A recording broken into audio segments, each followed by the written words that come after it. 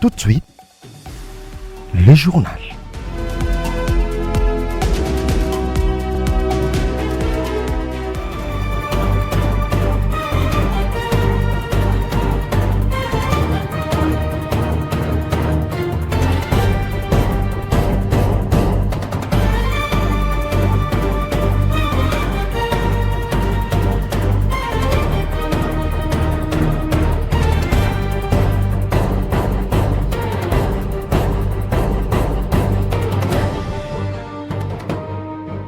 Il est 19h30, Madame, Monsieur, bonsoir et bienvenue dans cette édition d'information dont voici la vitrine. Les cadres de l'FDCA ont destitué leur autorité morale, Modeste Batiloukwebo, ce mercredi 25 mars 2026, à la suite d'une série de griefs, notamment sa récente sortie médiatique sur la question constitutionnelle. Ce mercredi 25 mars à Kinshasa, le cadre de concertation sur les ressources naturelles a révélé de tensions persistantes entre communautés locales d'Ituri autour des projets pétroliers transfrontaliers de l'Ouganda près du lac Albert, dénonçant le manque de consultation et les risques pour la biodiversité aquatique. Oui, comme annoncé, une nouvelle fracture secoue la FDCA. Les cadres de ce regroupement politique ont annoncé ce mercredi 25 mars 2026 la destitution de leur autorité morale, Modeste Batiloukwebo, à l'issue d'une réunion des instances dirigeantes. Selon les responsables du regroupement, cette décision fait suite à une série de griefs portés contre l'ancien président du Sénat, notamment sa récente sortie médiatique sur la question constitutionnelle. Et puis, la 13e conférence des gouverneurs se poursuit dans le Kwilu, ayant connu la participation de gouverneurs de 26 provinces de la RDC. Tous ont exprimé à cette occasion leur soutien ferme au président de la République sous le thème transformation du secteur agricole, pastoral et halieutique, développement rural et connexion des marchés urbains. Ces assises sont ouvertes le 24 mars et prendront fin le 28 du mois en cours.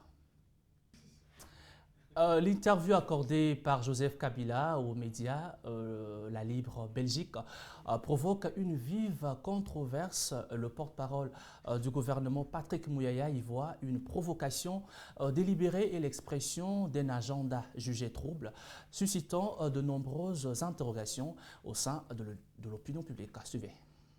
D'abord, il n'appartient pas au gouvernement de réagir, surtout que ce sont des déclarations qui ne sont pas nouvelles.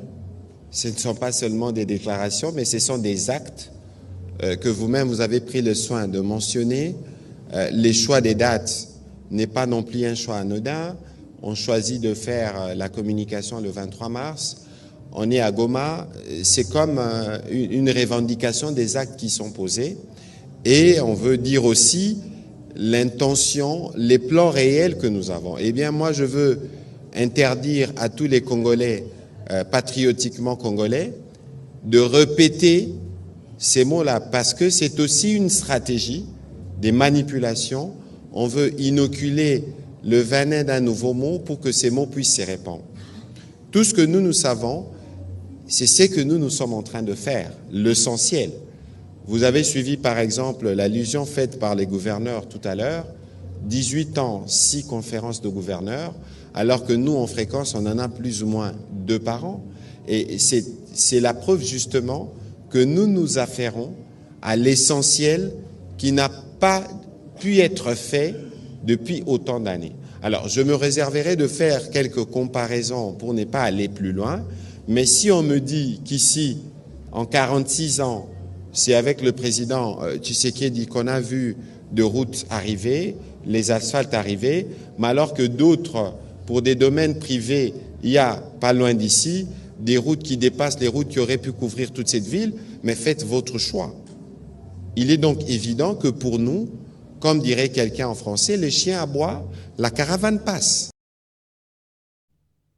Le Rabat a réaffirmé sa disponibilité à accompagner Kinshasa dans la gestion des anciens combattants mardi 24 mars lors d'une rencontre avec le ministre délégué à la Défense Eliezer Tamboué.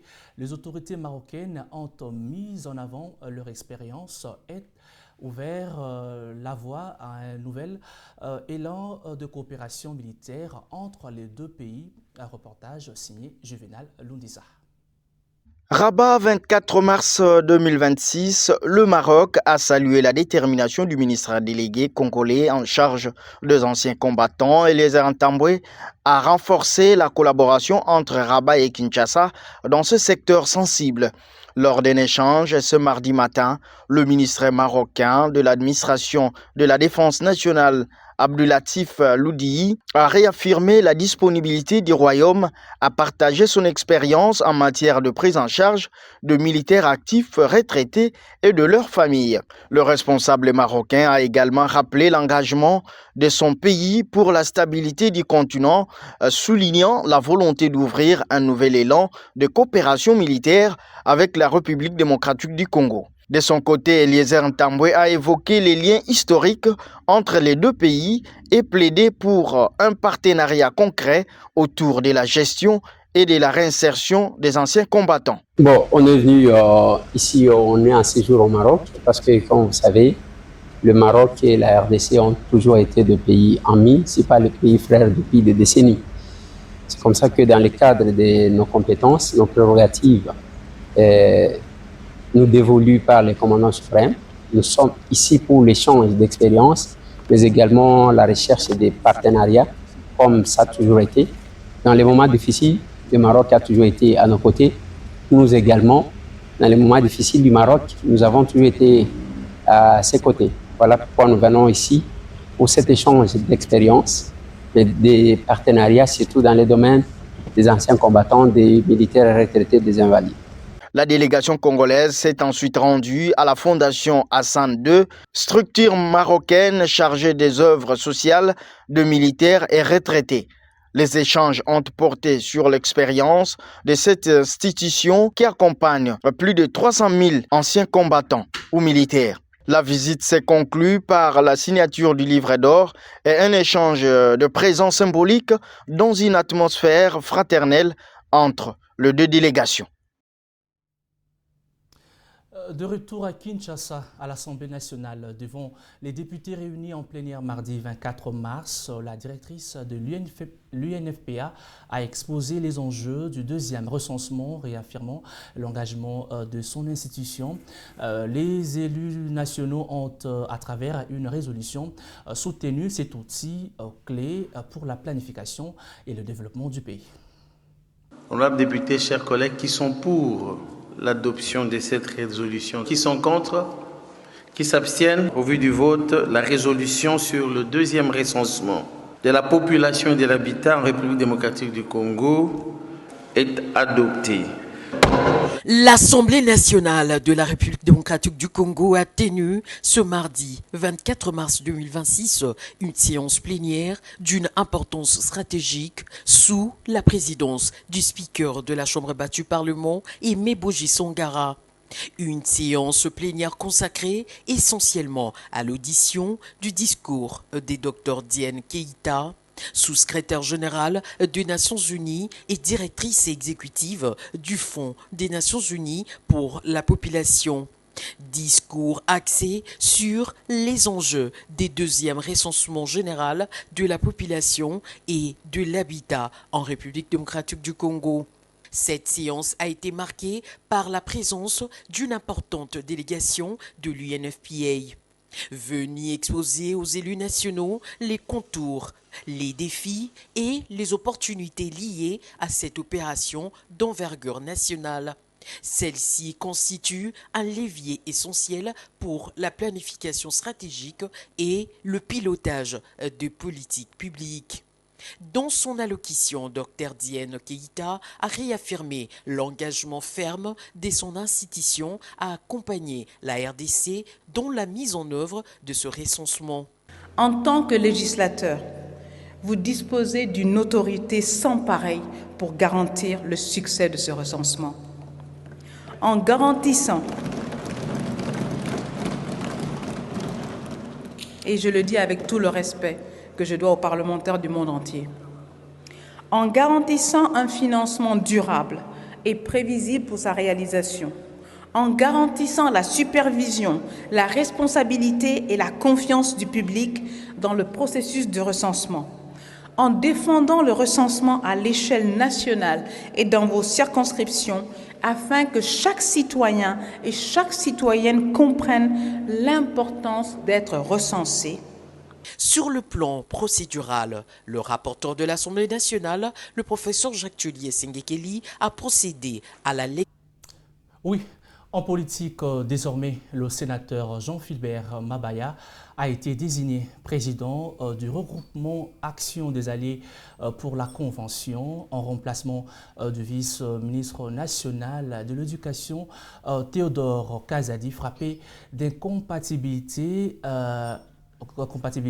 mais aussi accusé de mégestion lors d'une réunion à Sultani Hotel. 10 partis politiques sur 13 ont porté leur choix au patriarche Jean-Philbert Mabaya pour la bonne conduite de cette plateforme de l'Union sacrée de la Nation. Vini Bekoli nous en parle. Accusé pour détournement des fonds et la gestion opaque du regroupement politique Action des Alliés pour la Convention du cartel Mbosso, le vice-ministre national de l'enseignement primaire, Théodore Kazadi, a été remplacé par le patriarche sénateur Jean-Philbert Mabaya. Cette désignation a eu lieu lors d'une réunion tenue par la conférence des présidents réunis le 14 mars dernier, 10 partis politiques sur 13 qui composent cette plateforme politique de l'Union sacrée de la Nation. Le vice-ministre national de l'Éducation, Théodore Kazadi, est frappé d'incompatibilité en son article 123 de la Constitution. Cette plateforme, désormais dirigée par le sénateur Jean-Philbert Mabaya, attire l'attention du public des agitations observées par les usurpateurs qui ont pour intention de détourner l'attention de l'opinion nationale par des déclarations sans mandat ni qualité au nom du regroupement politique Action des Alliés pour la Convention. Dans un communiqué rendu public, le AABC, sous la direction du sénateur Jean-Philbert Mabaya, reste attaché aux efforts de la paix déployés par le président de la République Félix Tshisekedi Tshilombo et apporte son soutien total à nos forces de l'armée nationale et de sécurité, mais aussi aux Wazalendo qui se battent pour la libération totale de nos frontières. Dans le territoire de Fizi, au Sud Kivu, la vie reprend progressivement. Quelques mois après la reprise du village Point Zéro par les forces armées de la République démocratique du Congo, le retour de l'autorité de l'État dans la zone est très vivement salué par la population locale. Image extérieure. Le village de Point Zéro a été une étape clé et décisive pour la défense et la progression des forces armées de la RDC dans les hauts plateaux du territoire des Fizi. Témoin de la reprise de ces villages stratégiques par les FARDC après la défaite des rebelles Twirwaneho coalisés au M23, appuyés par les Rwandais, la population locale parle du retour des activités et ne cache pas sauvé de voir le FARDC aller plus loin pour répondre les autres villages en vue d'une véritable libération des populations civiles prises en bouclier y met par le rebelle Twirwaneho AFC M23.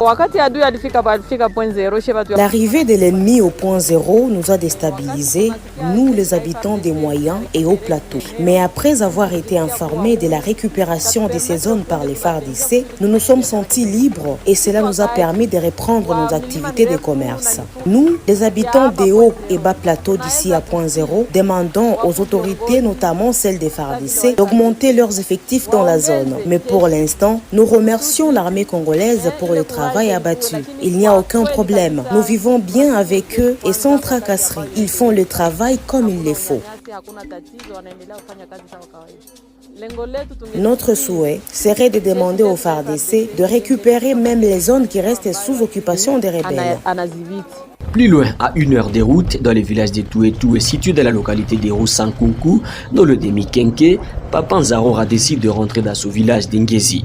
Tout content, il exprime ses raisons de retourner aujourd'hui après plusieurs mois d'absence dans ce milieu naturel.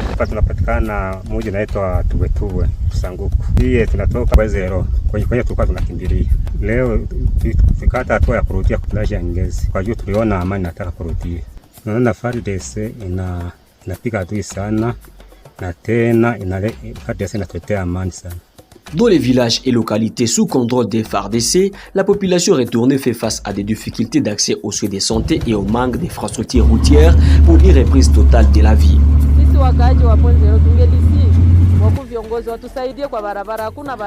Nous demandons aux autorités, nous les habitants du point zéro, de nous réhabiliter les routes. Nous n'avons pas de routes ici, nous n'avons pas d'hôpitaux ni de pharmacies. Et comme tu peux le voir de tes propres yeux, nous, les habitants du point zéro, vivons par la grâce divine. Nous demandons au gouvernement congolais de nous venir en aide. Plusieurs sites d'exploitation artisanale de l'or, illégalement exploités par le rebelle Twirwaneho M23 allié au Rwanda, ont été découverts dans les localités et villages jadis occupés par le rebelle, aujourd'hui repris par les FARDC. Cela confirme ainsi la thèse du pillage des ressources minières congolaises, principal objectif de la guerre d'agression rwandaise, outre son ambition expansionniste en RDC. Bonne nouvelle, des dizaines de victimes de vol de téléphones mobiles retrouvent enfin sourire grâce au service de la commission permanente pour le suivi du vol des appareils mobiles COPSVAM qui a procédé ce mercredi 25 mars à la restitution officielle de plusieurs téléphones volés puis récupérer une initiative qui redonne espoir tout en rappelant l'importance de dénoncer ces actes. Sandrine Fondi. Des visages soulagés, des sourires retrouvés et parfois même de l'émotion. Tout ceci grâce à la commission permanente pour le suivi des vols des appareils mobiles qui a remis plusieurs téléphones déclarés volés à leurs propriétaires. Ces appareils retrouvés grâce au travail conjoint du ministère de l'économie des numériques, de l'ARPTC, de la police judiciaire et du parquet général de Kinshasa ont été restitués lors d'une cérémonie marquée par la satisfaction de bénéficiaires. Pour ces victimes, cette restitution est bel et bien plus qu'un simple geste, elle symbolise l'efficacité d'un mécanisme mis en place pour lutter contre le vol des appareils mobiles, un phénomène récurrent dans la capitale congolaise.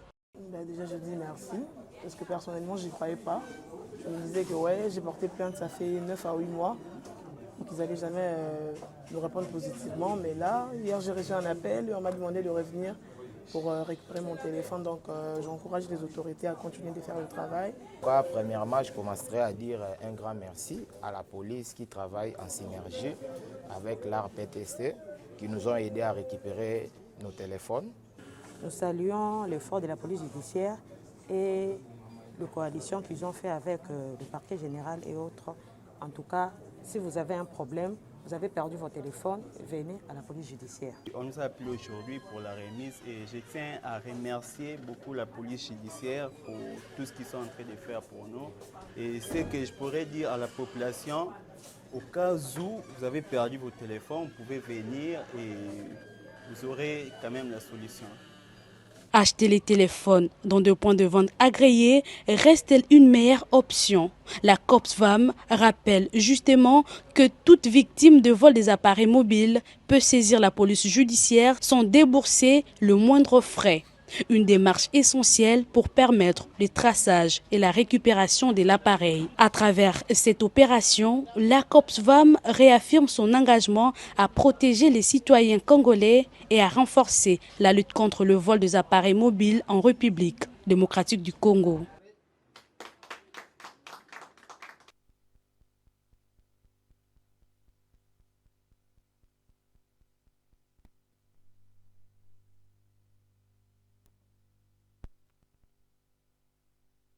Le 5 mars à Kinshasa, une opposition de persistant entre les communautés locales sur le projet pétrolier transfrontalier mené par l'Ouganda près du lac Albert en raison du manque de consultation et de risques environnementaux, notamment les menaces de la biodiversité aquatique. Sandrine Fondi.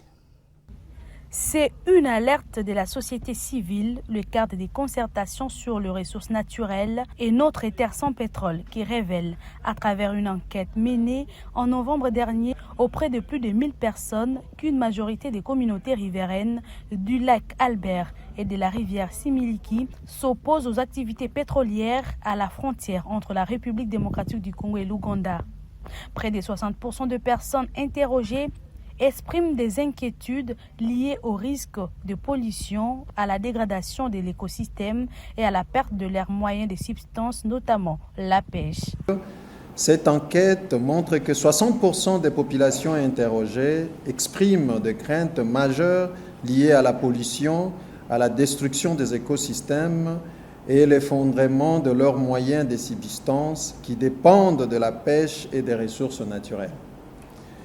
Le projet d'exploitation des hydrocarbures mené par l'Ouganda, notamment Tilenga, Kingfisher et au Ludic et COP, se développe à proximité immédiate du territoire congolais sans qu'aucune consultation transfrontalière formelle ni évaluation environnementale conjointe n'ait été menée à ce jour. Alors, cette société civile a par cette occasion dénoncé également l'absence de consultations transfrontalières et d'évaluation environnementale conjointe, alors que des projets comme Tilenga et Oléoduc ICOP se développent approximatifs du territoire congolais.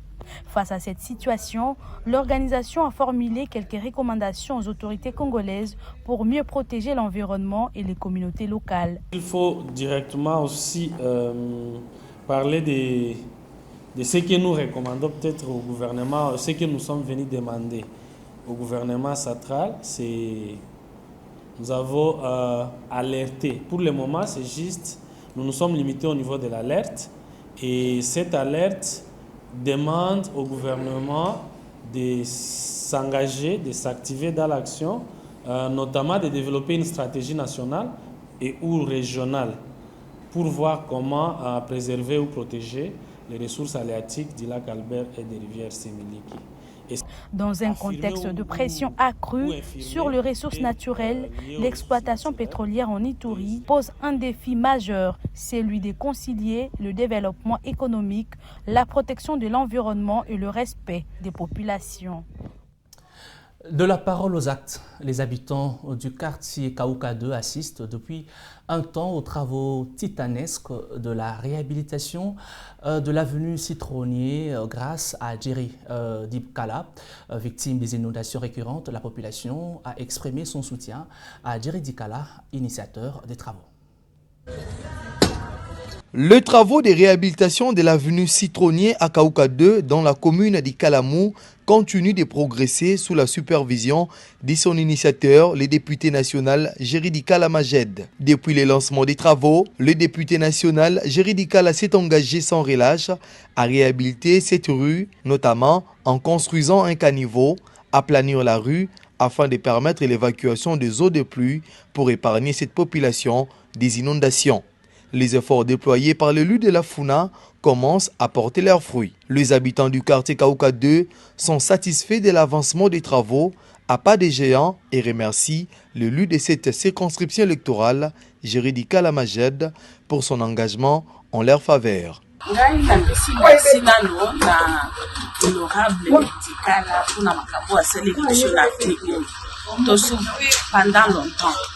tomona mutu akosula biso te antuka na ye vraiment ayokaki kolela na biso lelo ndoto elati nzoto réalité yango oyo vraiment nzambe asungi aye arépondre na kolela na biso tosufraki tozalaki na bakonflit ebele likolo atepase me na bolamu na ye na bolingo na ye lelo tomoni aye kosala biso eloko ya malamu malgré baengin ecomplike nini me na bana na ye les fourmis bango oyo bafourmi effort na bango antuka topesi ye mongoni ya merci nzambe apambola ye apesa ye ebele vraiment.